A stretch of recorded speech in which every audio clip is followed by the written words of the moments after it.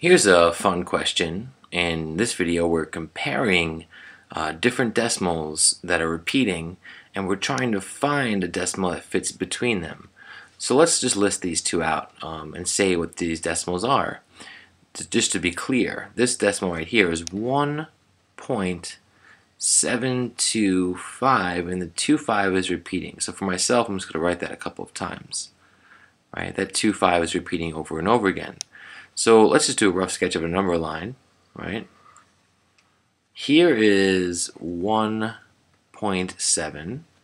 Here is 1.8. So 1.72, right? That's above 1.7. Maybe, well, you know what? I'm sorry. Let's be even more precise than this. Let me rewrite this. Notice that it goes from 1.725 to 1.726. So really, I feel like we can break this down on the number line to a very precise location, right? Here we have 1.72, right? And here we can put a 5 as well, so it's 1.725. And here we have 1.726. All I did there was go up by 0.001 from 1.725 to 1.726. So now we're going to place all these numbers in between these two endpoints to kind of understand the relationship between them.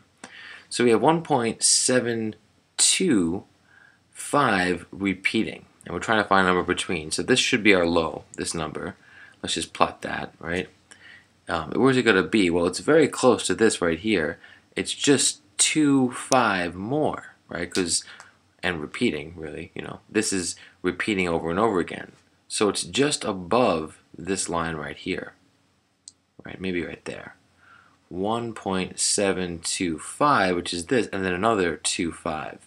And yes, the 2.5s keep going, but if you think about their significance, if you have a decimal and it goes 1.725, 2.5, 2.5, 2.5, 2.5, well, let's talk for a moment about place value. This is a tenth, right? This 7, pretty big, right?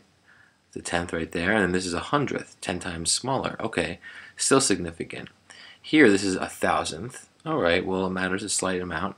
Here, this is 1 out of 10,000. It's a very tiny number. This is 1 out of 100,000, 10 times smaller. This is 1 out of what? Well, we're going down by powers of 10 here. So next, this is 1/1,000,000th, right? Very tiny number. This is 1/10,000,000th. And you see what's happening is that, yes, this digit keeps going, but already we're up to 1 over, not 10 millionth now, but 100 millionth.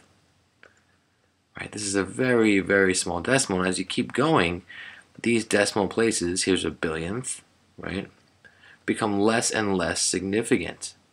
Right, and just keeps going, 10 billionth, 100 billionth, trillionth. So yes, there's an infinite number of 2.5s here, but really eventually there's something to think about here in terms of your limit about how far you're going to move. But these little points down here will move you less and less and less up the line. So to figure out where it is, all I'm really thinking about are the first 2.5s here and how far that might be. This is a tenth, a hundredth, a thousandth, a 10,000th, and a 100,000th.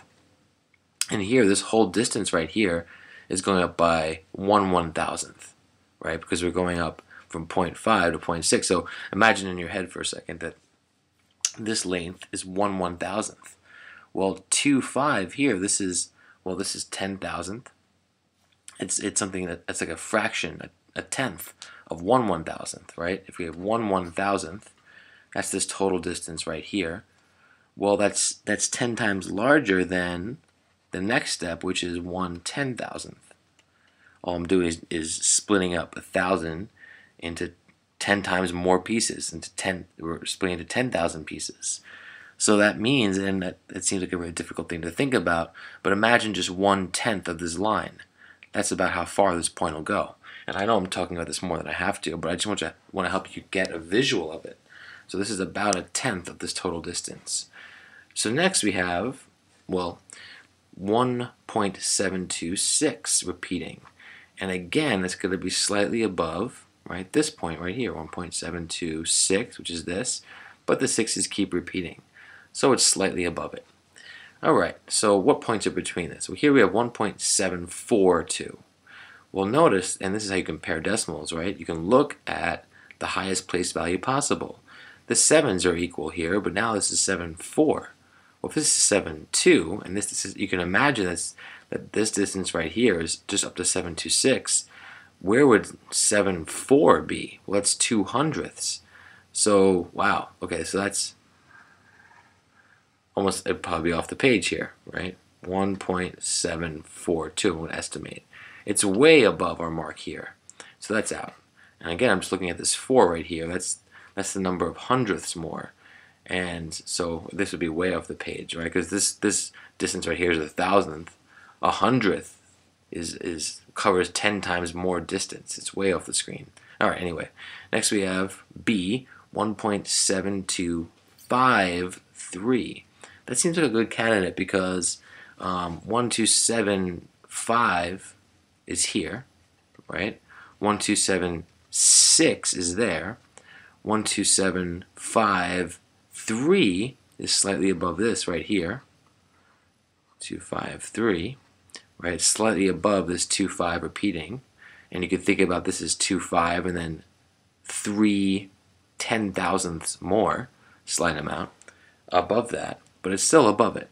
And it's less than this one here because this is 1.726 6,000ths, 10,000ths, right? And so forth. So that's definitely a candidate.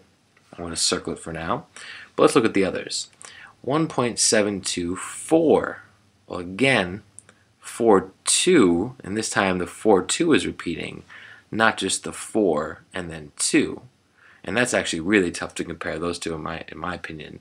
1.7424242 versus 1.742.